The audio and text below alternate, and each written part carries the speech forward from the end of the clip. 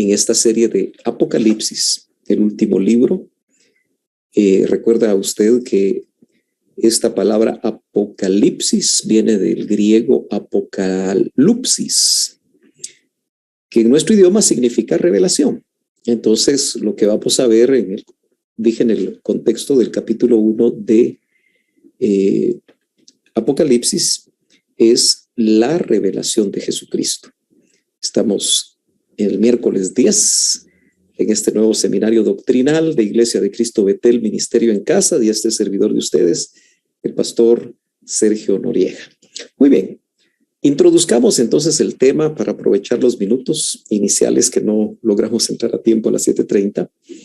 Y yo veo ya 42 hermanos conectados. Ojalá que tengamos la bendición de poder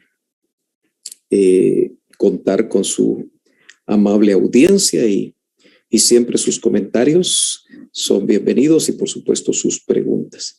Bueno, yo en mi celular no tengo ahorita ningún comentario y esperamos que usted que está atento abra su Biblia en Apocalipsis capítulo 1 y vamos a introducirnos precisamente de la siguiente manera.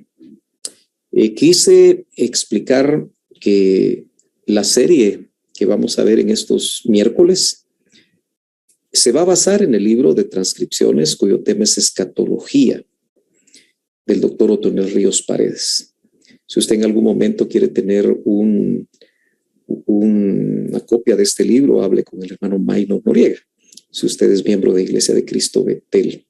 Y si no, pues escriba en el Facebook si nos sintoniza de otros lugares para buscar la manera de que usted pueda tener ese libro y estudiarlo con mayor profundidad, con anticipación, profundizar, leer los textos que se dan de estos temas y así sacarle el mayor provecho. Es un estudio del Apocalipsis, donde veremos las partes más controversiales de dicho libro. Tal vez no todas, sino que las que el doctor Ríos en sus enseñanzas por espacio de varios años, creo que el Señor le dio mucha iluminación de la palabra en el tema escatológico y creo que hoy muchos andan buscando respuestas. Muchos se hacen preguntas y a veces no obtienen las respuestas. Y no podemos nosotros dejar de recordar, hermanos amados, que este es un libro que al leerlo tiene bienaventuranza. Y usted, si ya tiene abierta su Biblia en el capítulo 1 y sigue leyendo, se dará cuenta de qué tipo de bienaventuranzas el apóstol Juan, inspirado por el Espíritu Santo, recibió. Se va a hacer de una forma secuencial, es decir, iniciando por el capítulo 1, como lo vamos a hacer en esta ocasión, que probablemente no lo cubramos todo, pero vamos a tratar de aprovechar el tiempo para lograr hacerlo. Yo voy a en algún momento salir aquí de pantalla, no de pantalla, sino que el cuadrito donde yo me logro retroalimentar para leer y compartir con ustedes, comentar, y ojalá que usted en ese tiempo de preguntas logremos ampliar lo que el Señor nos quiere mostrar. La revelación de Jesucristo. Es necesaria la revelación. Yo creo que eso lo tenemos bastante claro nosotros, con el propósito de tener una vida adecuada al tiempo. Acuérdese usted que la iglesia prácticamente está a punto, si la ubicamos desde el momento en el que el Señor muere, resucita y asciende, y luego se da la fiesta de Pentecostés registrada en el capítulo 2 del libro de los Hechos. La iglesia tiene ya una historia que se está acercando a los 2000 años. Si partimos de ese momento donde la iglesia surge, en ese primer siglo, donde ha recibido por los estudiosos diferentes epítetos como la iglesia primitiva. Recuerdo que eso al hermano Otto no le gustaba mucho y entonces tomó la frase la iglesia del amanecer. un poquito más bonito, ¿verdad? Y obviamente es la iglesia del siglo I. Por cierto, una iglesia niña, pero imagínese usted siendo una iglesia niña que iniciaba a desarrollarse en la historia humana. Cuántas cosas maravillosas nosotros podemos ver en el libro de los Hechos y por supuesto también en las epístolas.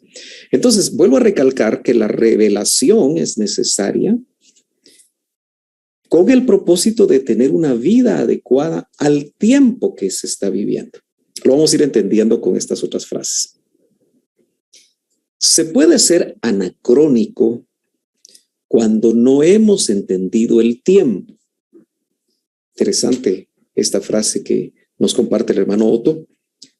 Y entonces quise ir porque no es una frase muy conocida, o tal vez usted sí la conoce muy bien, al diccionario y nos dice que es anacrónico, es propio o característico del pasado. Y sin embargo, se da en la actualidad. Y anacronismo es un error que resulta de situar a una persona o cosa en un periodo de tiempo que no se corresponde con el que le es propio. Creo que entonces sí podemos entender que podemos ser anacrónicos cuando no hemos entendido el tiempo. Y eso es importante dentro de lo que es la revelación de Jesucristo en las diferentes edades, en las diferentes generaciones de cristianos alrededor de estos 2000 años de historia de la iglesia. Entonces, veamos el anacronismo de Israel. Fíjese que Israel realmente no entendió el tiempo de su visitación. Y entonces vemos en San Juan capítulo 1, verso 11, que dice, a lo suyo vino, es decir, el Señor Jesucristo, y los suyos, es decir, Israel, para ser específicos, los judíos de esos tiempos, de la venida del Señor al inicio del siglo I, o por lo menos cuando el Señor ya empezó su ministerio, que yo lo logro datar en el 27 y no en el 30, precisamente porque hay datos históricos que no se pueden evadir, como el hecho de que Herodes el Grande, el que persiguió a los niños, según lo que nos marca Lucas, el Evangelio de Lucas, murió y está registrado y está bien definido en el -4 de nuestra era. Entonces, si Herodes persiguió al niño Jesús, entonces quiere decir que él no pudo nacer en el 0, como nosotros tradicionalmente lo hemos visto. Bueno, pero no quiero entrar en esos puntos. A lo suyo vino el Señor y los suyos, en el tiempo en el que él irrumpe el cronos, porque aquí es interesante recordar que la línea de tiempo cronológica, de ahí viene cronos o cronología, de esa palabra griega, es el tiempo del hombre. Y se va marcando año tras año, año tras año. Pero dentro de la línea de tiempo hay puntos, hay edades, hay estaciones, hay momentos en los que el kairos de Dios, que es el tiempo de Dios, irrumpe dentro de la cronología. Así que la venida del Señor, cuando Él encarna, es un kairos dentro del cronos. Lucas capítulo 19 y verso 43 nos indica lo siguiente, porque sobre ti vendrán días cuando tus enemigos, un mensaje para Israel de aquel tiempo, para los judíos de aquel tiempo, echarán terraplén. Esa era una forma, una estrategia militar que usaban los romanos para poder alcanzar y tomar las ciudades amuralladas de aquellos tiempos. Delante de ti te sitiarán Jerusalén y te acosarán por todas partes.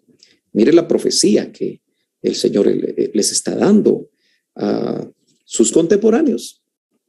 Y en el verso 44 dice, y te derribarán a tierra y a tus hijos dentro de ti, y no dejarán en ti piedra sobre piedra. ¿Por qué? Porque Israel, Jerusalén, no conociste el kairos. Aquí en el griego es kairos, porque no conociste el kairos de tu visitación.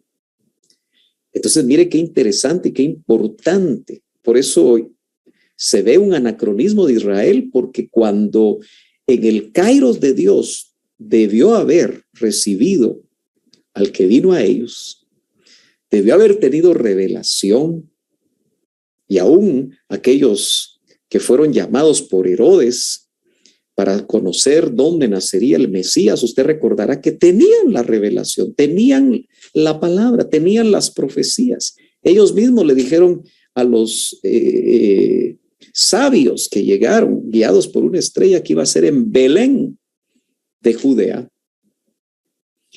Y por supuesto, ni Herodes ni los que supieron eso estuvieron interesados en ir ante el rey que había nacido. No conociste el kairos de tu visitación. Que no nos pase eso a nosotros en este tiempo, mis hermanos. Y ojalá que estas enseñanzas nos puedan ayudar a nosotros, los hijos de Dios, que anhelamos sí conocer el tiempo de nuestra visitación, nuestro propio kairos.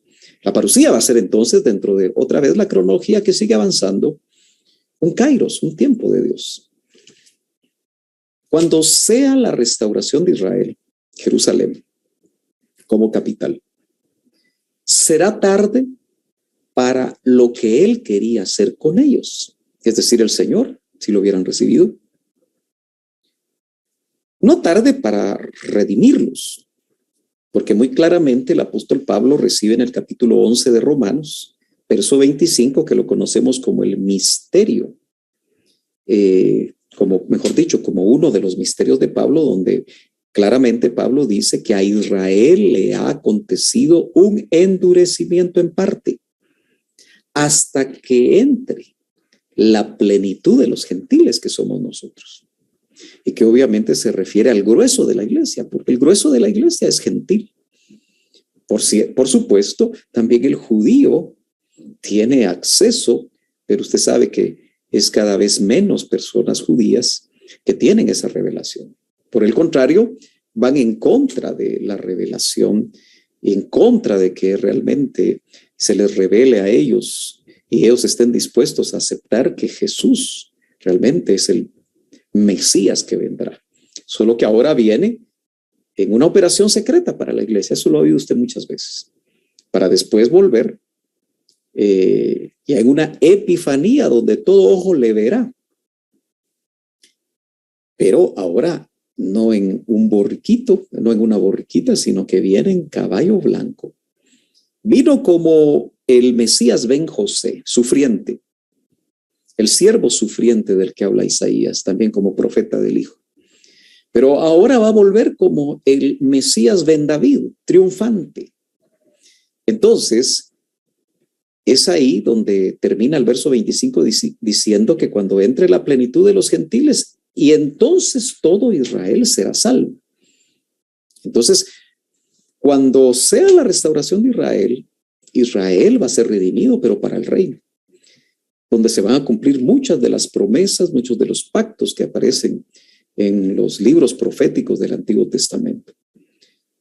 Lo que sí podemos notar es que al no conocer en ese anacronismo que ellos tuvieron, aunque van a ser redimidos, va a ser tarde para que se cumpla todo lo que les habían prometido, especialmente aquellos que experimentaron esto en el tiempo en el que el Señor apareció, en ese kairos de Dios. Esto significa que uno puede perder promesas por estar fuera del tiempo. Imagínese usted, si la parusía es un kairos de Dios que está por darse, ¿cuántos millones de cristianos al no conocer el tiempo de su visitación y estar fuera de tiempo?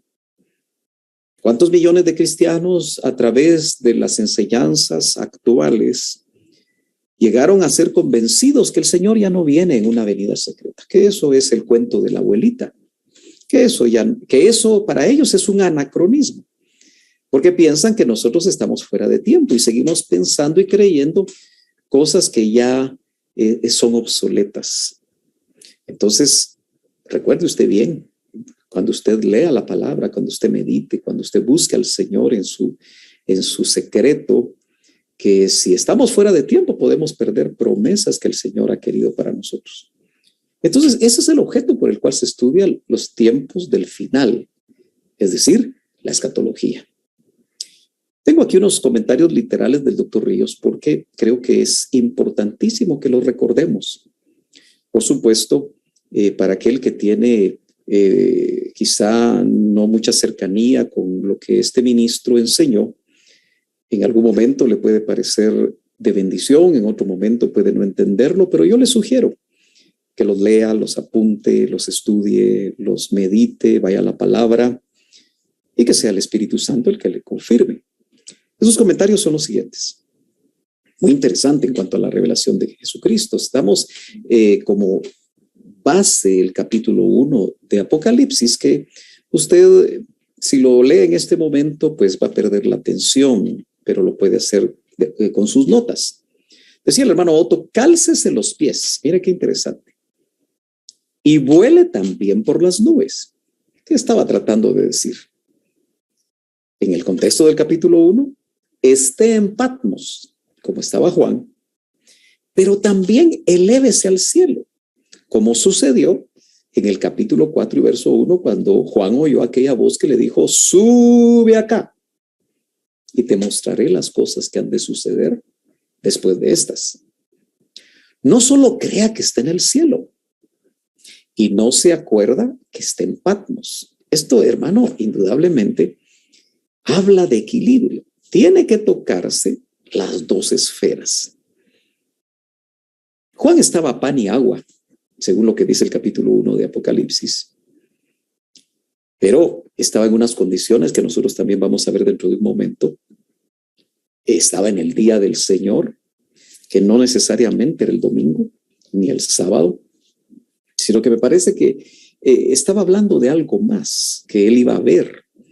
Y lo interesante, hermano amado, es que nosotros, si queremos que en estos tiempos realmente los eventos del final se nos abran, esas condiciones que vemos en el apóstol Juan también debemos experimentarlas nosotros. Pero no podemos vivir solo en el cielo sin acordarnos que estamos en Patmos, porque él estaba en Patmos orando en el Espíritu en el día del Señor. Pero él tocaba esas dos esferas. En otras palabras, también el hermano Otto nos decía, con los pies en la tierra y la cabeza en el cielo. Eso es el mejor equilibrio que nosotros podemos tener en estos tiempos. Como me gustaría decirle, dice amén. Y tal vez alguno de ustedes, no sé por qué ahora no tengo yo la posibilidad de obtener comentarios. Tal vez mi hija me verifica por qué razón no tengo comentarios, porque para nosotros que estamos aquí frente a una pantalla de computadora, pues el que usted diga amén, gloria a Dios, pues nos anima, ¿verdad? Y yo sé que también usted se siente bendecido. Muy bien, sigamos avanzando entonces. Desarrollemos entonces un poquito más sobre este tema, hermanos amados. La revelación de Apocalipsis, usted sabe que es muy discutida por muchos ministros, por muchos estudiosos, incluso hay gente que ni siquiera son hijos de Dios y eventualmente usted sabe que hasta se escriben libros y se ha hecho a través de estos 2000 años de estudio de este libro. Entonces es muy discutida en el sentido que muchos piensan que este libro es muy difícil y hay muchos cristianos que no les gusta leer el libro del Apocalipsis. Dicen, es mejor no meterse. ¿Para qué? Tantas opiniones que hay, unos dicen una cosa, otros dicen otra. Y si usted es de los hermanos que le gusta oír a muchos ministros a la vez, hoy que se puede hacer en las redes, y unos dicen una cosa basado sobre el mismo verso de la escatología, otros dicen otra, unos dicen que los sellos ya se abrieron, los 4, otros dicen que los primeros 7 sellos ya se abrieron, otros que dicen que ya se está abriendo, se están tocando las trompetas y realmente se confunde a muchos hermanos en Cristo. Entonces es muy importante que nosotros dejemos de solo escuchar a otros, aunque más adelante vamos a ver ciertos criterios interesantes en cuanto a esto, para no ser confundidos, y también que nosotros mismos leamos la palabra. Y que en nuestro caso, como este seminario en principio va dirigido a los miembros de Iglesia de Cristo Betel, pero por supuesto, al colocarlo en este Facebook Live, lo hacemos con la intención de que otros también sean bendecidos y por supuesto no confundidos, porque queremos recordarles que exponemos y no imponemos. Es cierto esto que se está diciendo, pero depende con qué maestro estemos aprendiendo. Y cuando se dice maestro, no nos referimos a ningún maestro de esta tierra, sino nos estamos refiriendo al maestro por excelencia, al maestro infalible, que usted y yo sabemos que es el Espíritu Santo. Usted no puede olvidar lo que precisamente Juan, solo que en su evangelio, nos indica que cuando el Espíritu Santo, el Espíritu de verdad, que nos convenía que nos fuera enviado, cuando el Señor iba a partir, hay un verso que dice, el cual os enseñará, hablando del Espíritu, el otro consolador, el Paracleto, el otro Paracleto, todas las cosas. Y me gusta la frase final que dice, aún las que están por venir. Esa es la escatología. Entonces, nosotros debemos, hermano, de tener testimonio cuando o escuchamos algo al respecto de la escatología. Tenemos que saber si es el Espíritu Santo el que está usando solo como vaso a un ministro, si él es el que está hablando o no. Y eso solo lo podemos tener aquellos que ya tenemos Espíritu Santo adentro. Ahora, la revelación de Jesucristo, notemos que es a Juan el apóstol. Y eso lo leemos literalmente aquí en el capítulo 1 y verso 1. Hasta ahorita estamos leyendo el primer verso, ¿verdad? Entonces dice, la revelación de Jesucristo, el apocalipsis de Jesucristo, que Dios, su Padre, le dio, para mostrar a sus siervos las cosas que deben de suceder pronto. Fíjese que este pronto, que fue escrito casi al final del siglo I, imagínese usted si ese pronto ya pasaron 1900 y pico de años. ¿Cómo será el tiempo en relación con las cosas del cielo y las cosas de la tierra? Obviamente hay una relatividad ahí. Y la dio a conocer enviándola por medio de su ángel. Aquí hay que poner mucha atención en el texto. No dice por medio de un ángel, dice por medio de su ángel. Eso es totalmente distinto. ¿A quién? A su siervo Juan. Entonces la revelación de Jesucristo es a Juan el apóstol en primer lugar. Notamos que no es relación de Jesucristo primariamente a ninguno de nosotros, sino dice revelación a su siervo, de Jesucristo a su siervo Juan. Interesante. Detalles que observaba muy diligentemente en esa iluminación que tenía el hermano Otto cuando se acercaba a estudiar estos libros que hoy nos sirven a nosotros, especialmente aquellas generaciones que no han escuchado esto y que vale la pena el poder trasladarlo. Evidentemente se lo reveló a Juan para que en las generaciones sucesivas, al escribirlo, las congregaciones, entendamos, congregaciones locales que iban a ir surgiendo en cada generación, iban a tener una lectura del libro, iban a oír el libro e iban a hacer lo que el libro decía. Y eso nos recuerda a nosotros y al verso 3, siempre en el capítulo 1 del Evangelio de, déjeme ver, yo aquí a veces voy chequeando algunas cosas, ¿sí? Dice, bienaventurado el que lee. Mire, aquí vienen las bienaventuranzas, hermano amado. Esas bienaventuranzas interesantes porque es el libro que la mayoría de cristianos les da miedo, que la mayoría de cristianos no entiende, que la mayoría de cristianos espera que se lo expliquen siempre, pero se nos olvida que dice, bienaventurado el que lee. Solo el hecho de que usted lea los 22 capítulos del Apocalipsis, hay bienaventuranza. Y usted sabe lo que significa ser bienaventurado. Y los que oyen las palabras de la profecía, quiere decir que ya usted está recibiendo bienaventuranza, se está escuchando. Pero note, se habla de los que leen, de los que oyen, pero también lo más importante, y guardan. Ahí es donde yo creo que todos patinamos. Y guardan las cosas que están escritos en ella, es decir, en esa revelación. Y puse en rojo esto, porque el tiempo, aquí es Kairos, o Kairos,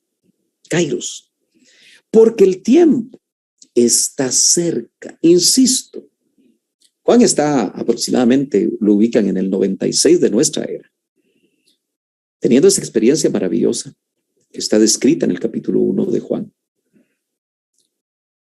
Y él dice, porque el tiempo de Dios está cerca. Pasaron 1900 y pico de años y nosotros nos damos cuenta que ese Kairos de Dios, pues obviamente Juan lo miraba que estaba cerca. Y ya pasaron 1900 años. Eso nos debe a nosotros hacer meditar y evitar aquel argumento de los que quieren quitarnos la fe en estas promesas maravillosas, que dicen, ¿cómo es posible que yo hace 40 años oía que el Señor venía y no viene? ¿Se imagina usted cuando escribe en esa generación Juan y los que empezaron a tener acceso a leer esto? Dice, porque el tiempo está cerca. Pasaron 100 años y volvían a leer porque el tiempo está cerca. Pasaron otros 200 años y volvían a leer porque el tiempo está cerca. Y nosotros, los miembros de Iglesia de Cristo Betel y los que estamos en este momento conectados, leemos este verso y otra vez dice, porque el tiempo Kairos de Dios está cerca. Cada generación que leyó esto tuvo que creer o no creer que cuando leía eso, ese tiempo del cual se hablaba estaba cerca. Y entonces usted se va a dar cuenta algo que nuestro pastor, para muchos de nosotros, dejó plasmado y que a veces perdemos de vista en cuanto a nuestro estudio acerca de la revelación de Jesucristo que aparece precisamente en Apocalipsis, desde el capítulo número 1. Mire, yo quiero que usted ponga atención a esto porque tal vez no es tan fácil de entender, pero lo quiero tratar de explicar despacio y apunte su pregunta si usted no entendió. La primera generación que leyó el libro de Apocalipsis, por supuesto, captó algo que era solo para ellos. Interesante, ¿no? Hablaba cosas del momento que estaban viviendo. Adicionalmente a eso, al ir pasando de generación en generación, hasta el día de hoy, cada generación tenía su parte que tomar a leerlo, que no era lo mismo que la que tomaba, aquella generación que estaba centenares de años atrás, como es nuestro caso. Entonces, la bienaventuranza de leer, la bienaventuranza de oír y la bienaventuranza de poner por obra lo que se leía y se oía, para cada generación, de acuerdo a lo que estaba experimentando esa generación, ya fuera aspectos de ser perseguidos o de apostasía. Y quizá la mejor manera de poder entender estos párrafos es darnos cuenta cómo en el capítulo 2 y el capítulo 3, que son los 7 mensajes a las iglesias del Apocalipsis, que ya desarrollamos eso en algún momento en Iglesia de Cristo Betel, y tal vez tendré que saltarlo para poder avanzar. Hermano amado, eso significa que muchos han visto que la iglesia de Éfeso era la iglesia apostólica del siglo I y II de nuestra era. Es decir, que lo que esa iglesia vivió en la iglesia de Éfeso y lo que le pidieron a esa iglesia, seguramente se aplicaba de una manera directa a lo que ellos estaban viviendo. Y la persecución que se vivió con los emperadores romanos en su momento, la iglesia de Esmirna, que le pidieron que fuera fiel hasta la muerte y que le prometieron que no iba a tener daño de la muerte segunda, hermano amado, era literal para ellos.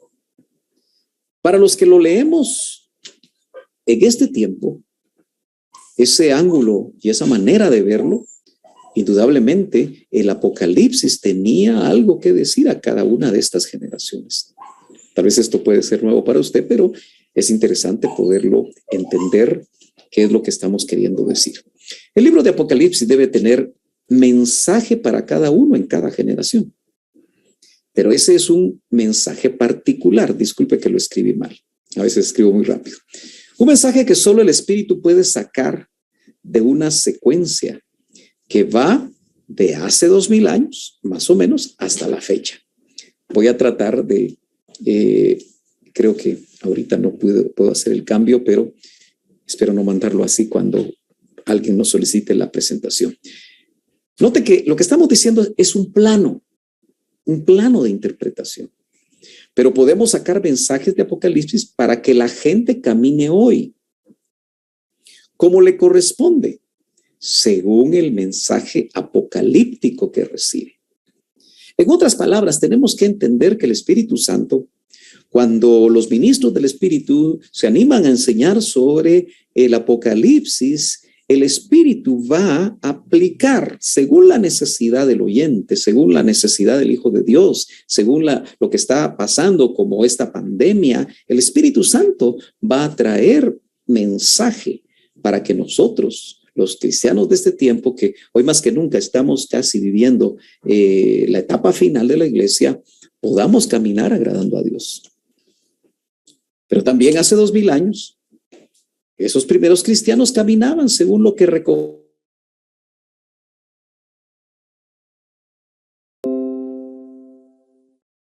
el calco es transparente y si usted tiene un dibujo abajo y papel calco lo puede reproducir. Entonces, calcarlo con lo que recogemos hoy ya no es lo mismo, porque ellos desconocían hasta cierto punto todo el Nuevo Testamento, porque aunque al escribirse Apocalipsis la mayoría de epístolas de Pablo se habían escrito y los evangelios no necesariamente circulaban para todos en esos momentos. Acuérdese que hoy tener una Biblia es una bendición, pero muchas personas la tienen guardada, empolvada en sus estantes de su biblioteca sin leerla. Y solo si todavía se animan a sacarla, porque ahora desde que los celulares tienen Biblias, todo el mundo prefiere mejor llevar su celular y no llevar su Biblia. Y yo siempre como pastor, hermano de Iglesia de Cristo Betel, le animo a que lleve su Biblia. Así también nos da seguridad a usted de que cuando está leyendo la Biblia, pues es la Biblia y no el celular, que puede ser la Biblia o puede ser otra cosa. Por eso a veces queremos aplicar lo de hace 2000 años, ahora, y no podemos. Y obviamente también este es un enfoque de la forma como nosotros podemos abordar el Apocalipsis, la revelación de Jesucristo. El otro enfoque que ya le platiqué un poquito es que es toda la historia de la iglesia, en sucesiones, en secuencias. Eso se va aplicando según el tiempo que marca ahí. Tiene mensaje colectivo a las congregaciones de cada tiempo. Fíjese que como hoy cuando abordamos los 7 mensajes, ¿por qué se predican los 7 mensajes? Porque aunque fue aplicable para épocas muy específicas de la historia de la iglesia, recuerdo yo que mi pastor decía, hoy en la iglesia de estos tiempos hay efesianos y por cierto, identificamos a veces a los efesianos, esmirnianos de Pérgamo, de Sardis, de Tiatira, de Filadelfia o de la Odisea. Porque el Apocalipsis tiene mensaje colectivo a las congregaciones de cada tiempo. Tiene también, por supuesto, un mensaje personal en el momento que usted lo lea. Y por supuesto, usted no va a experimentar eso si no se acerca precisamente a leer la palabra del Señor. No sé cómo se me fueron ya casi 40 minutos, pero tengo que avanzar.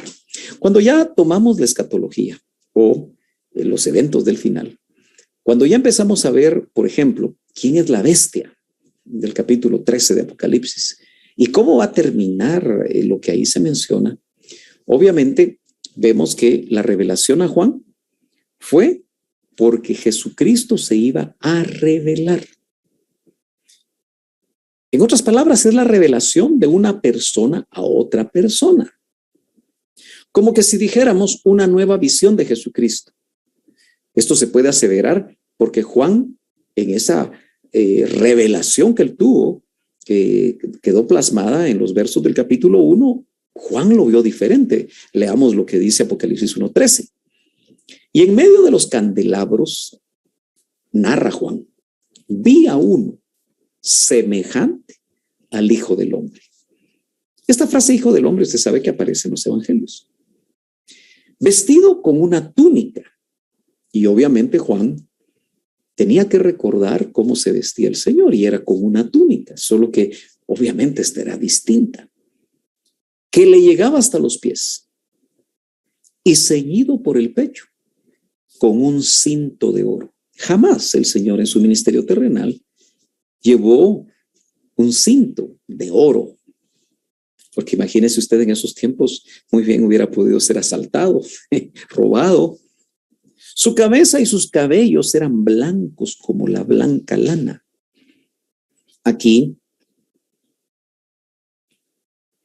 nosotros empezamos a notar cómo la escritura nos traslada figuras, nos traslada conceptos,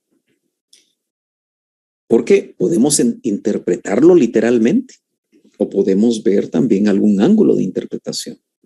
Como la nieve. Sus ojos eran como llama de fuego. Note que dice como llama de fuego. Escrutadores. Luego vemos que, dice sus pies semejantes. Ahí donde se abren esas figuras. Al bronce bruñido. Semejante al bronce bruñido. Desde el Antiguo Testamento, el bronce tiene el significado de juicio. Porque acuérdese que el Apocalipsis nos va a hablar de un cordero como inmolado, pero que a la vez es león.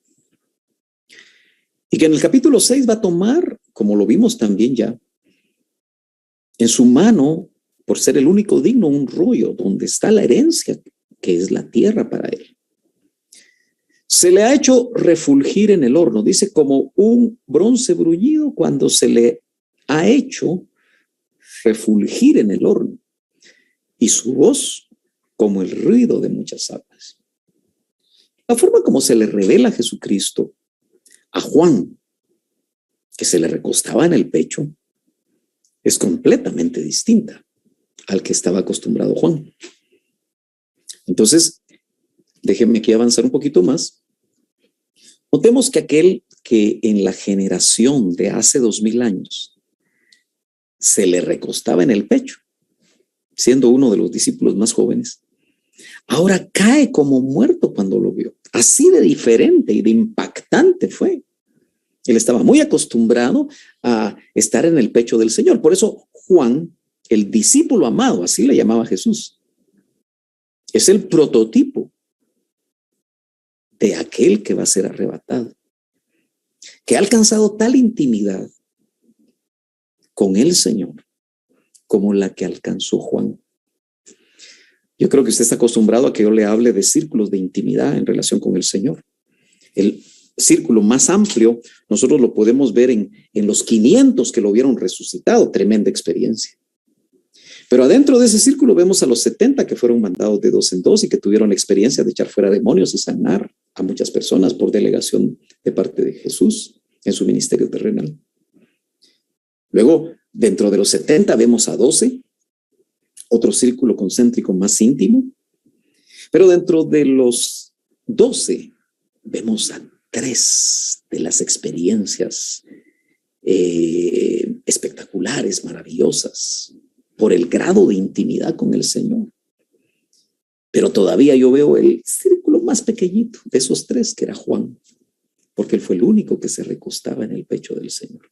Por eso no es casualidad que él haya escrito uno de los evangelios que sobresale de los otros 3, porque es el único que presenta al Señor en su evangelio cara de águila como el Hijo de Dios, de una manera como no lo presentan los demás.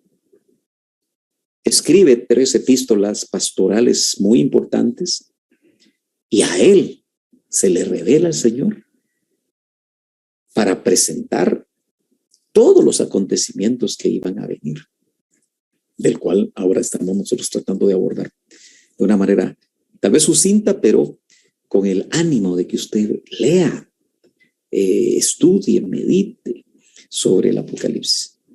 Vemos entonces que claramente dice: cuando le vi, caí como muerto a sus pies. Eso nunca le había pasado con el Señor en su ministerio terrenal. Cuando él veía a un hombre que se cansaba, un hombre que se reía, un hombre con el que estuvo por 3 años y medio, un hombre que obviamente era perfecto hombre y perfecto Dios, pero Juan lo vio en la cruz morir y exhalar su último aliento,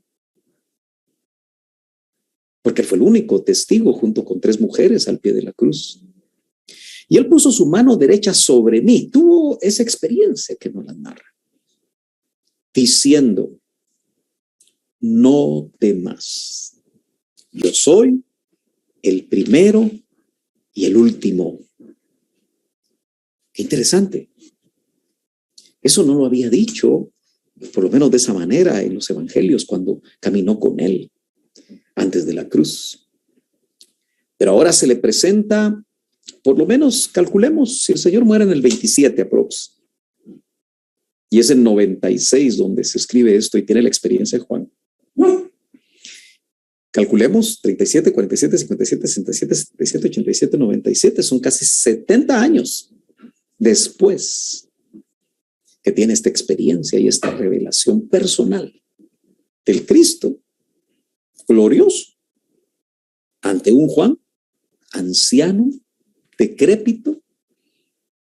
La dieta de Patmos, donde estaba preso, exilado, haber sido de pan duro, agua quizá nada más. Y entonces dice el verso 18: y el que vive y estuve muerto. Mire lo que dice: y he aquí estoy vivo por los siglos de los siglos, y tengo las llaves de la muerte y del Hades. Esta revelación es totalmente distinta, hermanos amados. Y nosotros tenemos que ponerle atención a cómo el Señor Jesucristo se le presenta a Juan, porque esto debe de cambiar nuestros conceptos, que quizá en algún momento hemos tenido. Era el mismo que murió, pero ahora estaba en toda su gloria. El Señor se quiere mostrar a nosotros ahora cómo es. Note esto tan importante. No como fue. O sea, el Cristo que tenemos ahora debe tener esa imagen, que es la imagen del Cristo glorioso. Hermanos amados, no es la imagen ya del Cristo sepultado. Y usted sabe que la cristiandad en este país, que se llama cristiano, pero no conoce ni su Biblia, cada cierto tiempo, entre marzo y abril, cargan una imagen de un Cristo sepultado. Ni la imagen del Cristo humillado. No es esa la imagen que aparece en la revelación de Apocalipsis capítulo 1. No es tampoco la imagen del Cristo crucificado.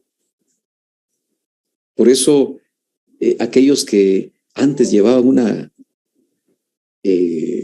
figurita de una cruz con un Cristo crucificado de oro quizá. Note que no es esa la imagen que nosotros tenemos que tener ya ahora.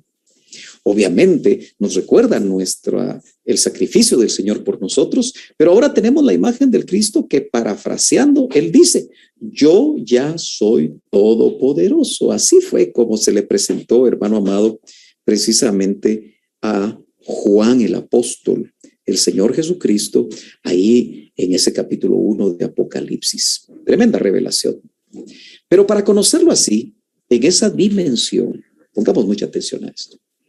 Antes que lo veamos, entendamos en su parucía, que es lo que estamos esperando, tiene que haber una revelación espiritual. Entonces, hermano amado, nosotros tenemos que parar mientes en el hecho de que tenemos que entrar a una revelación espiritual. Algunas veces me comentan a mí que la palabra que yo traslado es muy fuerte, a veces muy dura. Pero, hermano amado, yo tengo que hacer énfasis en el hecho de que usted y yo, por supuesto, si no entramos en la dimensión del Espíritu. Note que la Biblia dice que Juan en Patmos estaba en el Espíritu para verlo. Apocalipsis 1:10 dice: estaba yo, dice Juan, en el Espíritu, no en la carne, en el día del Señor.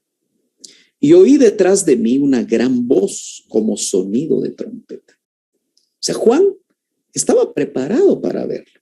Hasta cierto punto, hermano amado, note usted que Juan no estaba en la comodidad que muchas veces nosotros gozamos. Juan no estaba cómodo, no estaba comiendo los mejores manjares, durmiendo en las mejores camas. Quizá era una cama, o no había ni cama, haber dormido con su cuerpo ya anciano, hermano. ¿Cómo se levantaría Juan de dormir en el piso? A veces hay cosas que nosotros, porque no las leemos en la Biblia, no las meditamos, pero que salen por lo que leemos precisamente en la Escritura. Y oí detrás de mí una gran voz como sonido de trompeta. El día del Señor lo quería mostrar el Señor por medio de Jesucristo. Porque acuérdese que el día del Señor es esa semana 70 de Daniel, que empezamos a ver nosotros en el Apocalipsis, especialmente en los capítulos después del mensaje que se da precisamente a las iglesias en el capítulo 2, capítulo 3. El día del Señor lo quería mostrar el Señor por medio de Jesucristo, a quien estuviera en el Espíritu. ¿Qué conclusión sacamos de eso? Estas revelaciones no son para aquellos que no están en el Espíritu. Por eso el carnal pregunta con la intención de entender detalles del Apocalipsis, que muchas veces no vienen al caso. A veces podemos perdernos en tratar de ver cuál es el color de los ojos del anticristo, o un montón de cosas que en nuestra mente carnal, nuestro interés es más de conocimiento intelectual para trasladar tal vez enseñanzas, pero al no estar en el Espíritu. Muchas de esas enseñanzas es donde se generan las diferentes escuelas escatológicas, hermano, que confunden a tanto pueblo. Bueno, un pasaje para poder meditar en él largo y tendido. Viene el Señor y se va a mostrar extraordinariamente glorioso. ¿Con qué propósito? Para que se vea ahora que podemos nosotros, por la fe en el Espíritu, apoderarnos de cosas como las que el apóstol Pablo alcanzó. Veamos, por ejemplo, en 2 de Timoteo, capítulo 4, verso 7, dice: he peleado la buena batalla, he terminado la carrera, he guardado la fe. En el futuro me está reservada la corona de justicia que el Señor, el juez justo, me entregará en aquel día. Y no solo a mí, dice, sino también a todos los que aman su venida. su parusía. Qué lindo, hermano, que esa visión del Cristo glorioso, no, y lo que leemos en los contextos del Nuevo Testamento, como las experiencias del apóstol Pablo, que podemos recordar que él lo que alcanzó, lo hizo estando aquí en la tierra. Si desde hace 2000 años se alcanzaba esto, esas experiencias, como las de Pablo, como las de Juan, ¿por qué no lo podemos alcanzar nosotros? No nos referimos a la parte escatológica que experimentó Juan, de volver a vivir nosotros el Apocalipsis en todos los detalles, aunque usted recordará, si es que usted todavía lo cree, que el hermano Otto tuvo su propia experiencia, ¿verdad? Y esa nos dejó enseñanza y usted la puede leer. Yo vi el Apocalipsis y claro, ponderarla, leerla, escudriñarla a la par de la Biblia.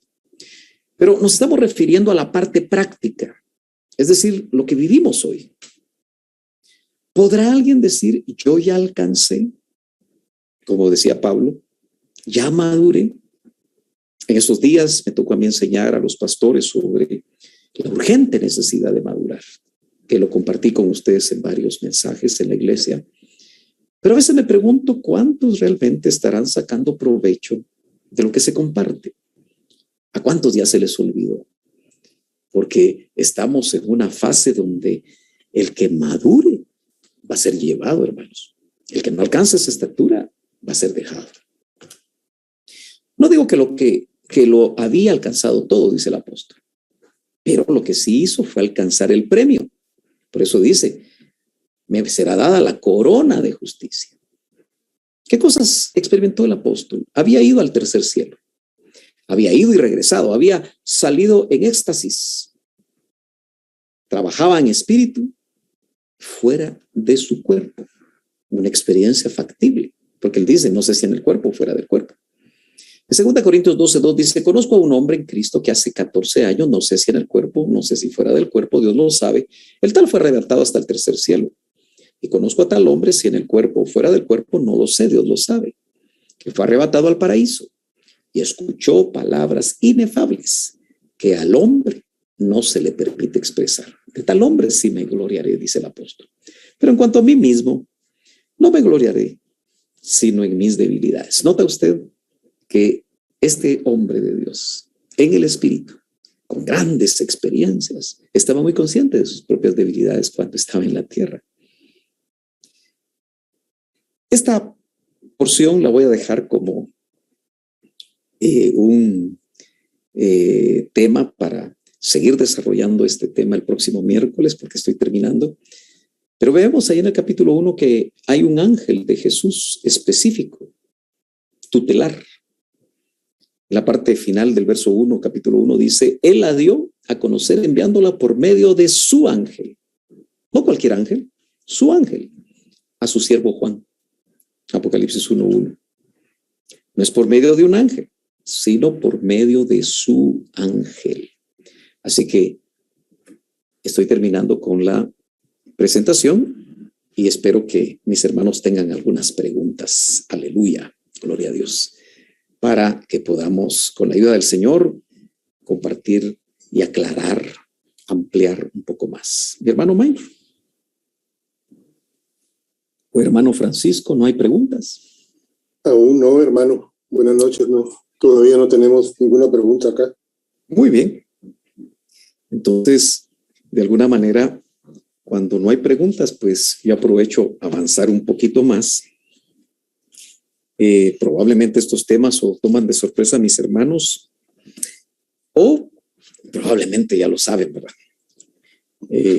Y realmente lo que a mí me interesa es tratar de poder repasar algunas cosas importantes. Solo déjenme ver aquí, así ya me logro ver por acá yo. No sé, Maynor, si podemos volver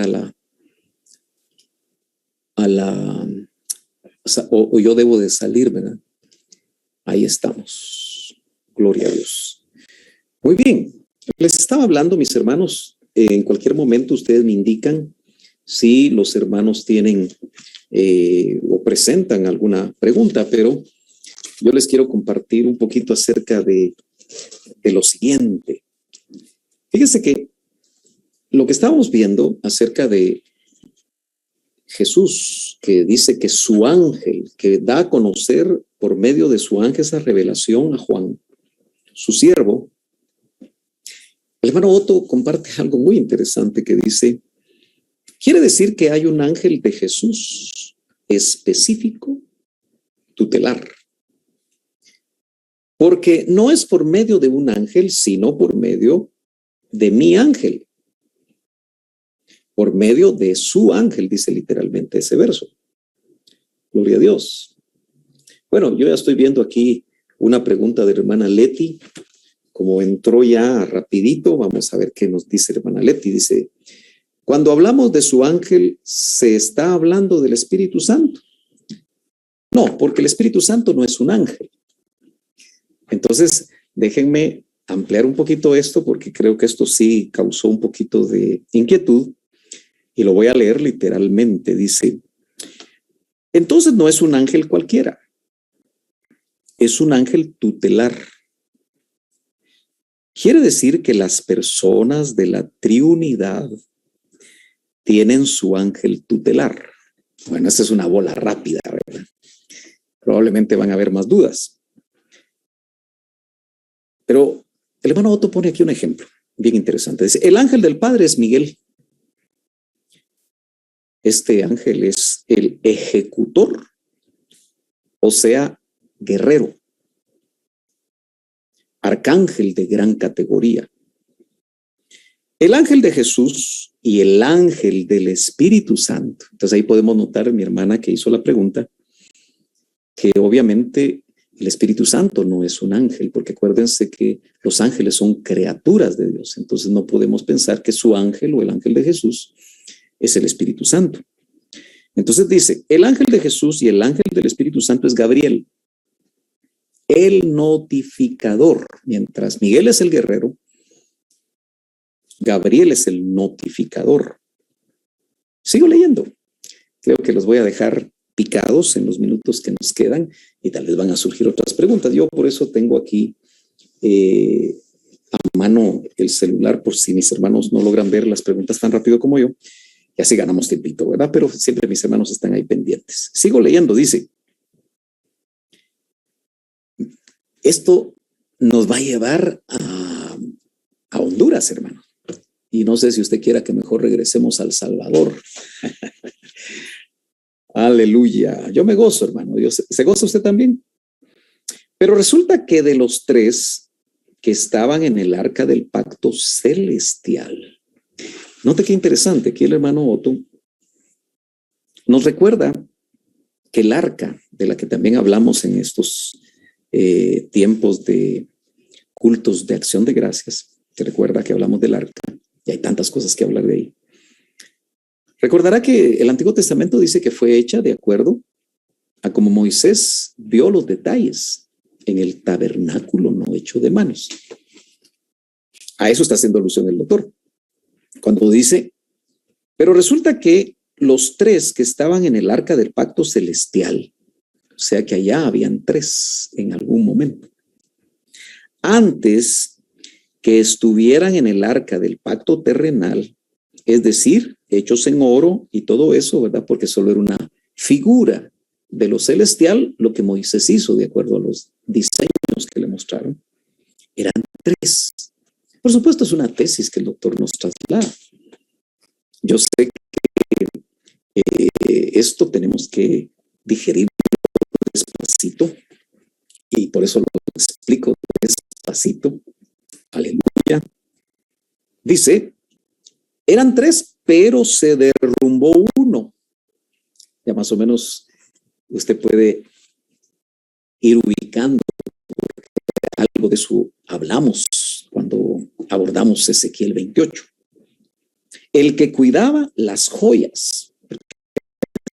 Acuérdese que él caminaba en medio de las piedras de fuego. Ezequiel, Isaías 14. Dice, alabadoras de Dios espiritual.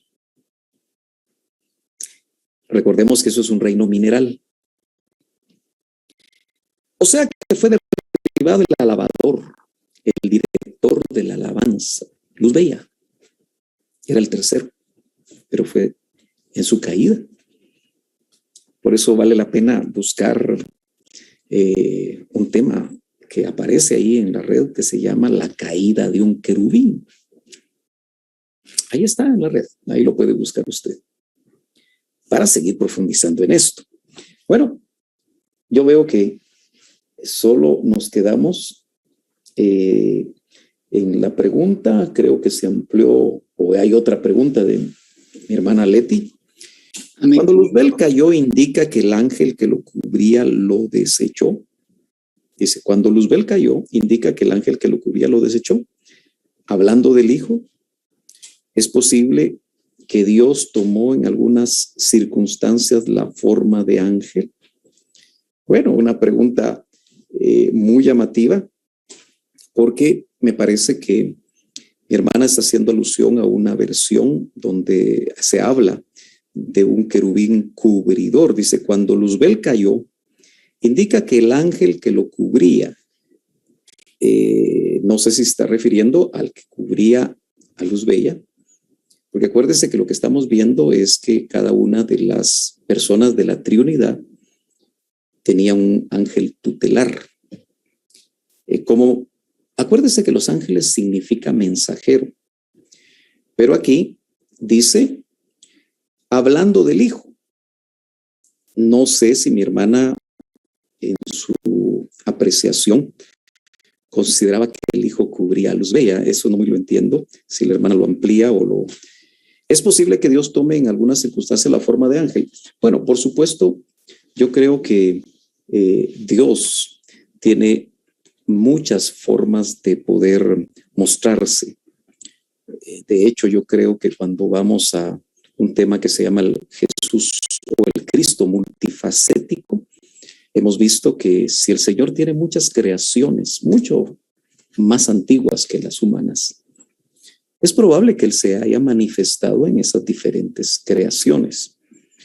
Entonces, lo que yo puedo dejar aquí aclarado es que Luzbel, al caer, fue de esos, en lugar de 3 querubines que estaban, y él ocupaba la función de alabador del cielo. Acuérdese que cuando él fue creado, nosotros leemos en la Biblia que este ser hubo música. Entonces por eso se le ubica como el alabador, como a Miguel se le ubica como el guerrero, y como a Gabriel se le ubica precisamente como el notificador. Para ver y entender la pregunta de mi hermana, tal vez tendría yo que tener un poquito más de amplitud, y yo creo que podríamos platicarlo con ella, ampliándomela un poquito más.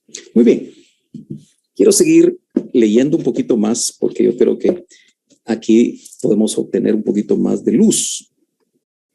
Noten ustedes que el director de la alabanza, él se trajo ángeles, hasta la tercera parte de esos ángeles. La segunda epístola de Pedro, capítulo 2 y verso 4 dice, porque si Dios no perdonó a los ángeles que habían pecado, sino que habiéndolos despeñado en el infierno con cadenas de oscuridad, los entregó para ser reservados al juicio. Pero lo más tremendo es que robó las joyas. ¿Quién? Luzbel. Y Cristo fue quien vino a recuperarlas. Eso es muy interesante. Pero no fue Gabriel, no fue Miguel, porque ellos no podían. Tenía que ser el que estaba sobre el arcángel Luzbel. Mira qué interesante, aquí se aclara algo de lo que mi hermana está preguntando. Pero vinieron los 3, porque él estaba no necesariamente cubriéndolo, sino que ya en su posición jerárquica, porque el Hijo indudablemente es parte de esa triunidad. Entonces vemos, pero vinieron los 3, Miguel, Jesús en medio y Gabriel. Vinieron a pelear con Luzbel, que era Satanás, y solo regresaron allá arriba Jesucristo vencedor en su sangre, Gabriel y Miguel. El otro se quedó abajo rebelde.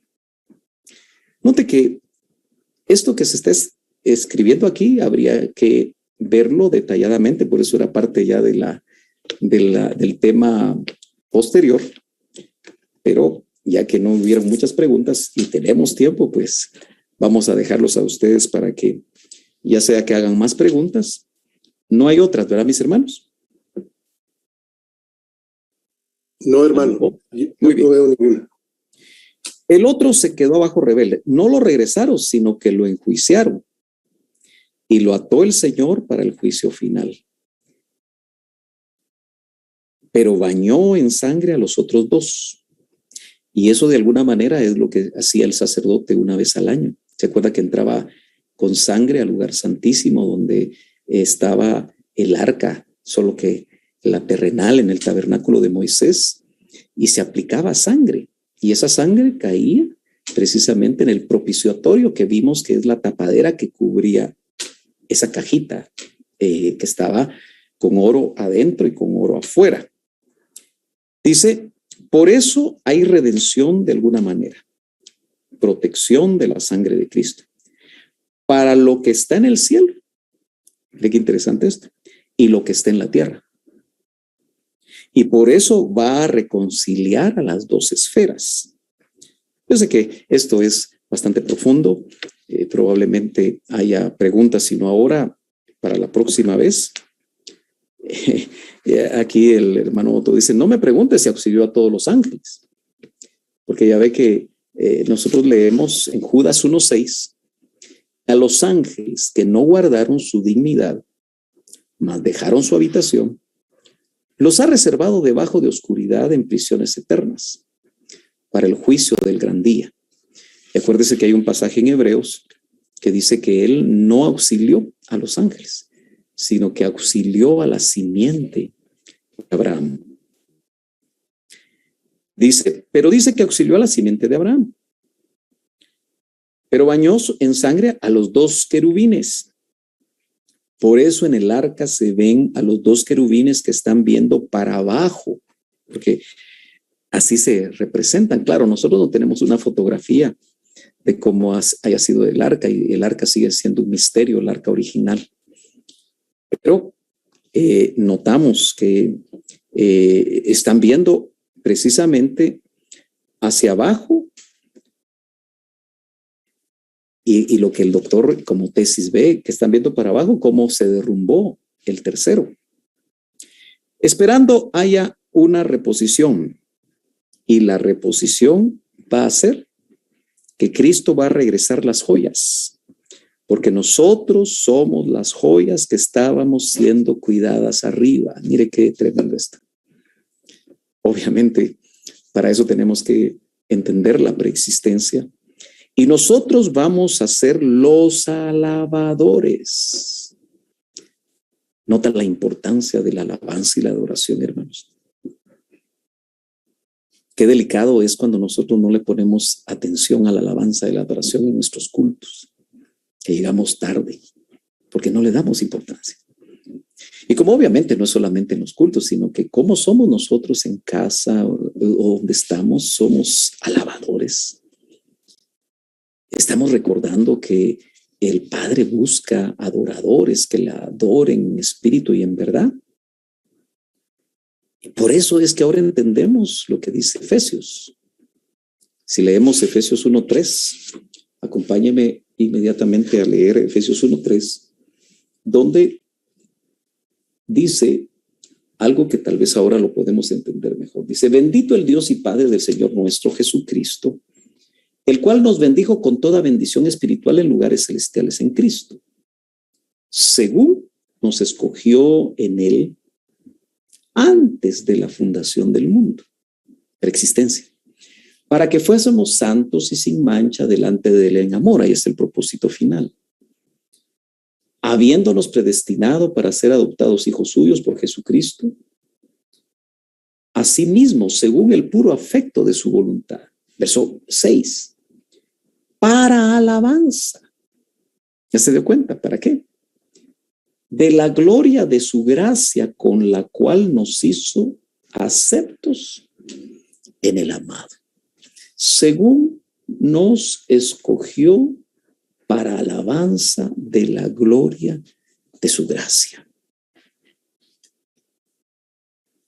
Nosotros, al nacer de nuevo y darle vida a nuestro espíritu, el espíritu es el único que nos permite adorar y nos permite alabar.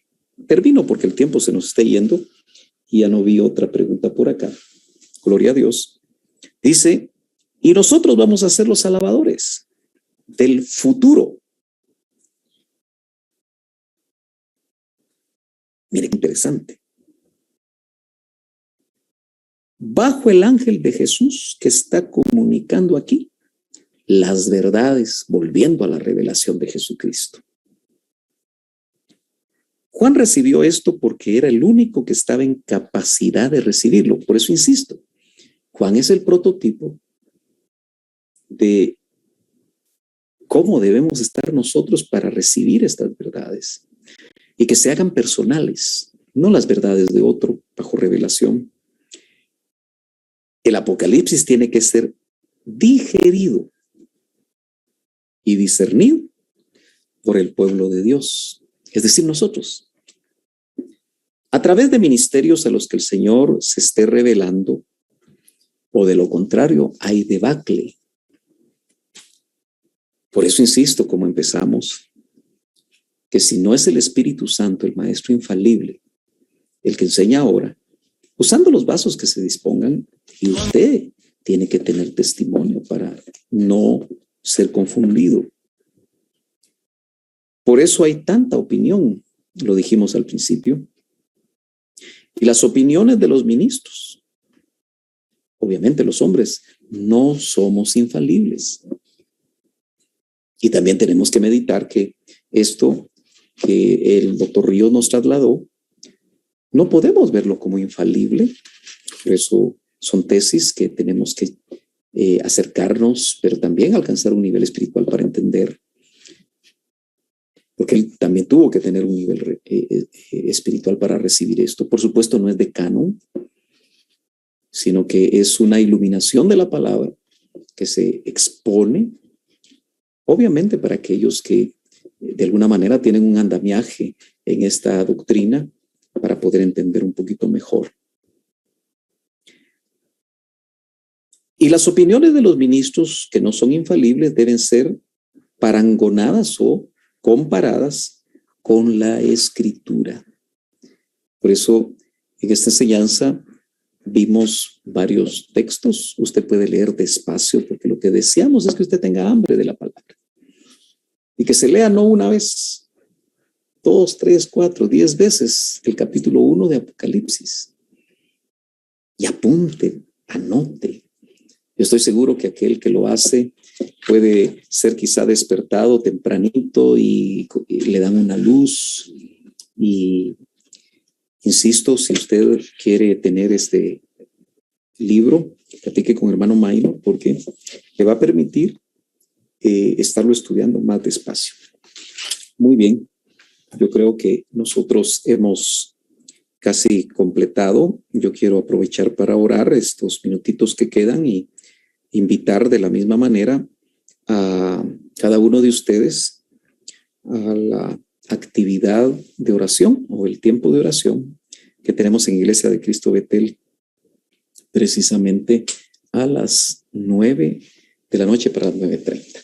Así que, hermano, le esperamos en el próximo seminario doctrinal dentro de 8 días, donde seguiremos viendo estos aspectos. Vamos a tratar de ejemplificar y hacer algunos esquemas o buscar la manera más didáctica de poder trasladar estas cosas. Padre, yo te doy gracias nuevamente por este tiempo en el cual nosotros podemos buscarte, dedicar un tiempo para estudiar tu palabra, para poder meditar, en este caso, en el libro último de la revelación, el Apocalipsis.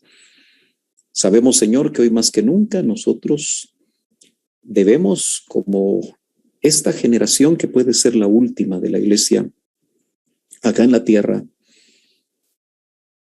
entender, digerir, oír, leer y poner por obra lo que al hacerlo tu Santo Espíritu y estando nosotros en el Espíritu, que es realmente un reto para cada uno de nosotros, podamos recibir esas bienaventuranzas. Te damos gracias, Señor, porque tu palabra, por supuesto, en esos 66 libros, tú tienes mensaje para nosotros, pero ahora que queremos entrar a este libro, Señor, te pedimos que tu Santo Espíritu lo vaya abriendo, lo vaya revelando a cada uno de nosotros. Puede ser que algunos de los oyentes tengan mucho conocimiento, pero te pedimos que no sea el conocimiento por sí mismo el que nos agrade tener nada más, sino que esta bendita palabra nos permita madurar y nos permita estar preparados. Primero, para poder estar en tu parucía y no ser alejados, avergonzados. Y segundo, para no estar en esos juicios por no habernos consagrado. Te lo suplicamos en el nombre poderoso de Cristo Jesús. Amén y amén. Que el Señor les bendiga a cada uno de ustedes y nos vemos nuevamente el próximo miércoles. Para los miembros de Iglesia de Cristo Betel, les recordamos que este viernes estaremos en nuestro culto presencial a partir de las 7. Entiendo que ya el día de hoy salió la aplicación. Si usted no se ha reservado, lo invitamos a poder estar con nosotros en el viernes a las 7 en punto